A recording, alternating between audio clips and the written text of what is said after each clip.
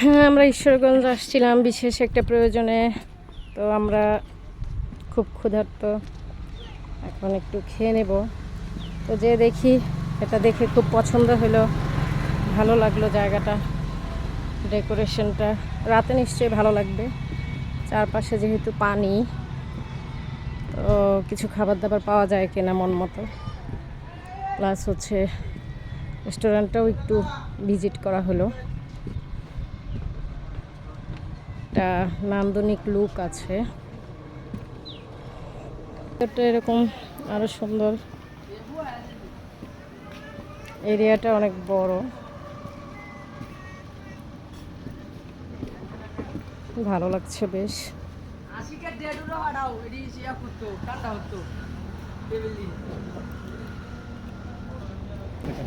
এখানে সুন্দর।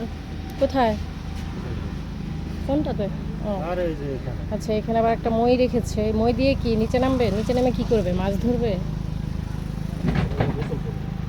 তো এখানে এই যে মাছ ধরার ব্যবস্থা বেশ সুন্দর। তারপরে এই যে চারপাশটা দেখাই। পানি না বসবা, যখন পানি থাকে না তখন দুর্গন্ধ হয় না?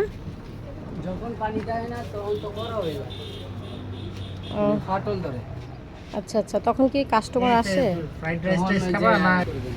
সুন্দর, খুব সুন্দর করে করা হয়েছে রাস্তার পাশে।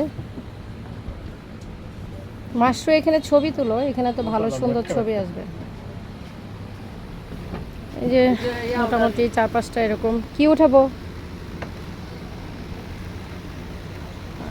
এখন তো পানি আছে, চারপাশে পানি। রেস্টুরেন্টে এসে খেয়ে নিলাম, খাওয়া দাওয়ার কোনো চিহ্ন নাই, কারণ খাওয়া দাওয়া অলরেডি পেটে চলে গেছে। আচ্ছা, এখানে যে দুইটা ভাত পড়ে আছে, আমরা মোরগ পোলাও খেয়েছি। তো এখন আমরা টাটা বাই বাই বলে চলে যাচ্ছি। Tata bye bye. See you later. মোরগ পোলাও খেয়েছি, ফাস্টফুড আইটেম খাইনি। লোকাল এলাকার ফাস্টফুড আইটেম আমার খেতে ভালো লাগে না, অতটা কোয়ালিটি সম্পন্ন হয় না, এই জন্যে সেজন্য আমি রিস্ক নিই নেই। আর এখন 3টা বাজে, 3টা সাড়ে 3টা, সরি 4:45 বাজে।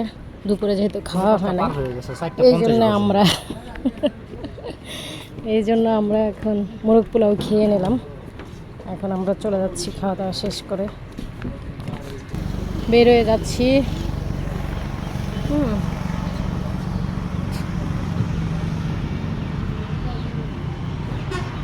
আমাদের সিএনজি ওয়েটিং ফর আস।